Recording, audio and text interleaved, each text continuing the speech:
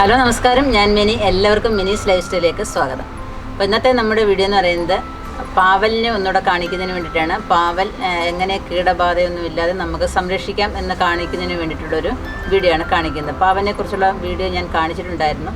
അതിൽ ആദ്യത്തിനകത്ത് എനിക്ക് വലിയ കാപ്പിടുത്തമൊന്നും ഇല്ലായിരുന്നു. എങ്കിലും കാപ്പിടുത്തം ഇല്ലയെന്നല്ല, കൊച്ചു കൊച്ചു കാകളായിരുന്നു. ഇപ്പോഴും അതിനകത്ത് പിടിക്കുന്നുണ്ട്. പക്ഷേ ടെറസിൽ നട്ടതിനകത്ത് വലിയ കുഴപ്പമില്ലാതെ കാപ്പിടിക്കുന്നുണ്ട്.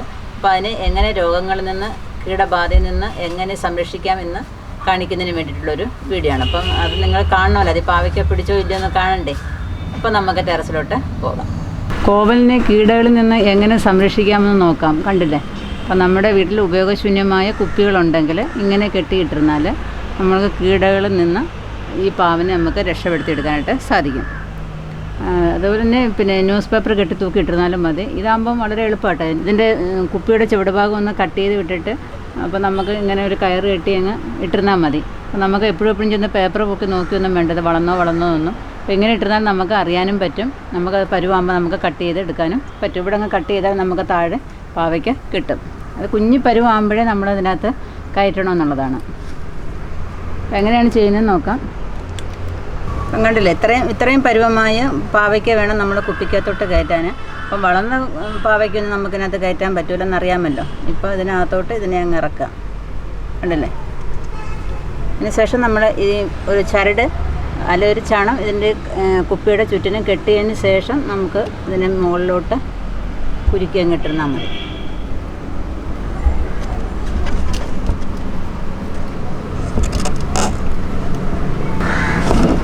ഏത് കുപ്പികളും നമുക്ക് എടുക്കാം. അത് പ്ലാസ്റ്റിക് കുപ്പിയാണ്. ആപ്പിൾ ജ്യൂസിൻ്റെ ബോട്ടിലാണിത്. ഇത് നമ്മൾ വെള്ളം കൊണ്ടുവരുന്ന കുപ്പി. ഇത് അതേപോലെ വെളിച്ചെണ്ണ വാങ്ങിച്ചതിൻ്റെ കുപ്പിയാണ്. ഒന്ന് കഴിയതിന് ശേഷം ഇതിനകത്ത് ഇങ്ങനെ ചെയ്തിരുന്നാൽ മതി. അതിൻ്റെ അടപ്പ് മാറ്റിയതിന് ശേഷം അതും ഇങ്ങനെ താഴെ കട്ട് ചെയ്തിട്ടുണ്ട്.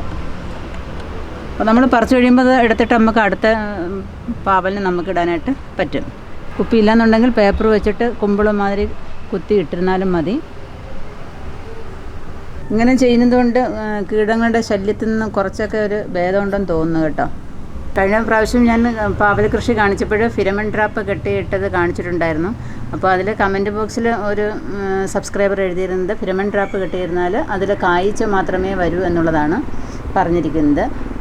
പിന്നെ പെൺ ഈച്ചകളും ചാവുന്നതിന് വേണ്ടിയിട്ട് അല്ലെങ്കിൽ പിടികൂടുന്നതിന് വേണ്ടിയിട്ട് നമ്മൾ തുളസിയില നല്ലതുപോലെ ഞെരടിയിട്ട് ഒരു ബോട്ടിലിനകത്താക്കി അതിൽ സ്വല്പം പാരസെറ്റാമോൾ പൊടിച്ചിട്ടിരുന്നാൽ നല്ലതാണെന്നാണ് പറയുന്നത്. അപ്പം രണ്ട് തരത്തിലും നമ്മൾ ചെയ്താൽ കുറേയൊക്കെ നമുക്ക് ഈച്ചകളെ പിടികൂടാനായിട്ട് സാധിക്കും. അപ്പം നമുക്ക് മറ്റുള്ള ഏത് പച്ചക്കറികൾക്കാണെങ്കിലും അത് വളരെയധികം പ്രയോജനപ്പെടും. പിന്നെ പുഴുവിൻ്റെ ശല്യം ഉണ്ടെങ്കിൽ ബിവേറിയ എന്ന ജൈവ കീടനാശിനി ഒരു 5 ml എടുത്തിട്ട് 1 ലിറ്റർ വെള്ളത്തിൽ കലക്കി ഇലയിലും പൂവിലും ചുവട്ടിലും ഒക്കെ ആയിട്ട് തളിച്ചു കൊടുക്കുക. അപ്പോൾ നമുക്ക് കീടങ്ങളിൽ നിന്ന് കുറേയൊക്കെ രക്ഷപ്പെടാനായിട്ട് സാധിക്കും. തന്നെയല്ല, പിന്നെ നമ്മൾ ഡെയിലി വന്ന് നോക്കണം. ഈ പാവൽ പടവലമൊക്കെ പെട്ടെന്ന് പുഴുവിൻ്റെ ആക്രമണം ഉണ്ടാകും കേട്ടോ. അപ്പോൾ ഡെയിലി വന്നിട്ട് ഈ കണ്ടില്ലേ, ഇതൊക്കെ തുടങ്ങിക്കഴിഞ്ഞു, ആക്രമണം തുടങ്ങിക്കഴിഞ്ഞു. ഇലയൊക്കെ തിന്നാനായിട്ട് തുടങ്ങി. അപ്പോൾ ഡെയിലി വന്ന് നമ്മൾ നോക്കിയെങ്കിലേ പറ്റുള്ളൂ. അതുകൊണ്ട് കായൊക്കെ പിടിക്കാനും തുടങ്ങുന്നുണ്ട് ഇഷ്ടം പോലെ. നല്ലതുപോലെ കായൊക്കെ തന്നെ ഇങ്ങ് അറ്റത്തോട്ടൊക്കെ വരുന്നുണ്ട്. കണ്ടില്ലേ എത്ര എണ്ണ വരുന്നതെന്ന് കണ്ടോ? ഇതൊക്കെ ഇങ്ങനെ വരുന്നുണ്ട്. അപ്പം നമ്മുടെ ശ്രദ്ധ നല്ലതുപോലെ ഉണ്ടെങ്കിൽ മാത്രമേ ഇതിനകത്ത് നല്ലതുപോലെ പിടിക്കുകയുള്ളൂ. അല്ലെങ്കിൽ മൊത്തം പുഴുവും കായ്ച്ചയും കൊണ്ട് നിമിഷ നേരം കൊണ്ടാണ് ഈ പാവലിനകത്തും പടവലിനകത്തും ഒക്കെ പുഴുക്കൾ ഉണ്ടാകുന്നത്. പയറൊക്കെ പറിച്ചു തീർന്ന് വിളവെടുത്ത് കഴിഞ്ഞെങ്കിലും വീണ്ടും അതിൽ പിടിക്കുന്നത് കണ്ടോ ഇഷ്ടം പോലെ. ഇവിടെങ്ങും ഇലയില്ല സത്യം പറഞ്ഞാൽ. ഇതാണ് നമ്മുടെ പയറിനകത്തുണ്ടാകുന്ന പുഴുക്കളെന്ന് പറയുന്നത്. ഇങ്ങനെ കയറി ദ്വാരം ഉണ്ടാക്കി അതിനകത്ത് പുഴുക്കൾ വന്നിരിക്കും. അപ്പോൾ അതിനകത്ത് നമ്മൾ സ്വല്പം മഞ്ഞപ്പൊടി കൊണ്ടിട്ട് കൊടുക്കുക. അല്ലെങ്കിൽ വിവേറിയ തളിച്ച് കൊടുക്കുന്നത് നല്ലതാണ്. പക്ഷേങ്കിൽ പയർ നമ്മൾ പറിക്കാറായ അതിനകത്തൊന്നും ഒഴിക്കാതിരിക്കുക. അതിനെ നമ്മൾ എടുത്ത് കൈ കൊണ്ടങ്ങ് കൊന്നു കളയാൻ. ഉണ്ടോ? ഇതാണ് സംഭവം. ഇത് പുഴുവാണിത്. നമ്മുടെ വെണ്ടയ്ക്ക ചെടിയിലില്ലേ, വെണ്ടയ്ക്ക തീർന്നെന്ന് കരുതി അതിനെ വെട്ടിക്കളയൊന്നും വേണ്ട, പിഴുത് കളയുകയും വേണ്ട. അപ്പം കണ്ടില്ലേ ഈ കൊമ്പൻ വെണ്ടയിൽ നിന്ന്. അപ്പം കൊമ്പൻ അല്ലെങ്കിൽ തന്നെയും ഇത്രയെങ്കിലും വലിപ്പമുള്ളത് 2 ദിവസം നിൽക്കുമ്പോഴേ കുറേ കൂടെ വളരും. പൂവൊന്നും മാറിയിട്ടില്ല. അത് ഇങ്ങനെ അടിയിലൂടെയും നല്ലതുപോലെ കായൊക്കെ ഉണ്ടാവും. കണ്ടില്ലേ എത്ര കൊമ്പുകൾ വന്നിട്ട് എത്ര കായ ഉണ്ടാവുന്നതെന്ന് കണ്ടില്ലേ. അതിനകത്ത് നമ്മൾ അറിയത്തേ ഇല്ല കാ പിടിക്കുന്നത്. അതുകൊണ്ട് ഇവിടെ എല്ലാം കാ പിടിച്ച് വരികയാണ്, കായും പൂവും. കണ്ടില്ലേ? ഇവിടെ അങ്ങ് ഇഷ്ടം പോലെ ആണ്ടാ ഞരമ്പുരെന്നും പറഞ്ഞ ഇവിടെയൊക്കെ കാ പിടിച്ച് വരുന്നുണ്ട്, കായും പൂവും ഒക്കെ ആയിട്ട്. വേണ്ട കണ്ടില്ല, നമ്മളറിയത്തില്ല, ഈ കവറിനകത്തോട്ടായിരിക്കും ചിലപ്പോൾ ഇതൊക്കെ വളരുന്നത്. ഇതിലെല്ലാത്തിനും ഇങ്ങനെ വളർന്നു വരുന്നുണ്ട്. മുകളിൽ ഇപ്പോഴും പിടിക്കുന്നുണ്ട്. നമ്മൾ പിന്നെ വെട്ടിക്കളയൊന്നും വേണ്ട, ഇഷ്ടം പോലെ അതിനകത്ത് പിടിച്ചു കഴിഞ്ഞതാണ്. വളവും വെള്ളമൊക്കെ കൊടുത്താൽ പിന്നെയും പിടിച്ചു വന്നോളും. അപ്പോൾ ദാണ്ട് ഇതിൽ നമ്മളിപ്പോൾ ഒരുപാട് വെണ്ടയ്ക്ക നടുന്നതിനേക്കാൾ നല്ലത് നമ്മളിപ്പോൾ ഒരു 10 മൂട് അല്ലെങ്കിൽ ഒരു 8 മൂട് നമ്മുടെ വീട്ടിലേക്ക് ആവശ്യമായത് ഉള്ളത് മാത്രം നടുക. അപ്പോൾ എല്ലായിടവും നമുക്ക് പോയി വെള്ളം ഒഴിക്കാനും വളമിടാനും ഒക്കെ ബുദ്ധിമുട്ടായിരിക്കും. എല്ലാവർക്കും ഒന്നും വളമൊക്കെ കിട്ടാനൊക്കെ ബുദ്ധിമുട്ടായിരിക്കും. അതുപോലെ തന്നെ വെള്ളത്തിനും ഷോർട്ടേജ് ആയിരിക്കും. അപ്പം നമുക്ക് അത്യാവശ്യത്തിനുള്ളത് നടുക. അപ്പോൾ നല്ല ഒരു വെണ്ടയ്ക്കയൊക്കെ നട്ടാൽ കണ്ട് ഇഷ്ടം പോലെ വെണ്ടയ്ക്കയാണ് ഇതിനകത്ത് കിട്ടുന്നത്. ഇപ്പം വെട്ടിക്കളയൊന്നും വേണ്ട. കണ്ടില്ലേ? എല്ലാ വശത്തുനിന്നും നമ്മൾ ഇടയ്ക്കിടയ്ക്ക് ഇങ്ങനെ വെള്ളവും വളവും ഒക്കെ കൊടുത്താൽ ഇങ്ങനെ പിടിച്ചുകൊണ്ടേയിരുന്നോളും.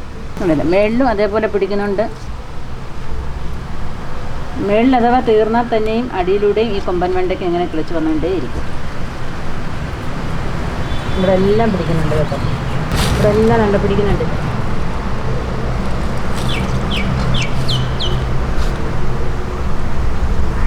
ഒരു കാര്യം കൂടെ ഞാൻ പറഞ്ഞോട്ടെ. ഇപ്പം ഞാൻ കൃഷിയൊക്കെ ചെയ്ത് നിങ്ങളെ കാണിക്കുന്നുണ്ട്. അപ്പം നിങ്ങളുടെ കൃഷികളും എല്ലാവരും കാണണ്ടേ? അപ്പം മറ്റുള്ളവർക്കൂടെ ഒരു പ്രചോദനം ആവണ്ടായോ?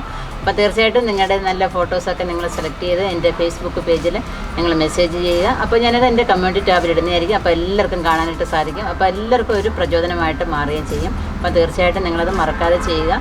അപ്പം എൻ്റെ ഫേസ്ബുക്ക് പേജായ മിനിസ് ലൈഫ് സ്റ്റൈലും കൂടെ ഒന്ന് ലൈക്ക് ചെയ്തിട്ടേക്കുക. അതുപോലെ തന്നെ സബ്സ്ക്രൈബ് ചെയ്യാനും ഒട്ടും മറക്കരുത്. സബ്സ്ക്രൈബ് ചെയ്യുമ്പോൾ തൊട്ടടുത്തുള്ള ബെല്ലൈക്കണും കൂടെ ഒന്ന് ക്ലിക്ക് ചെയ്തേക്കുക. അപ്പോൾ ഞാനിടുന്ന വീഡിയോസിൻ്റെ ഒക്കെ നോട്ടിഫിക്കേഷൻ യഥാസമയം നിങ്ങൾക്ക് വരുന്നതായിരിക്കും. നന്ദി, നമസ്കാരം.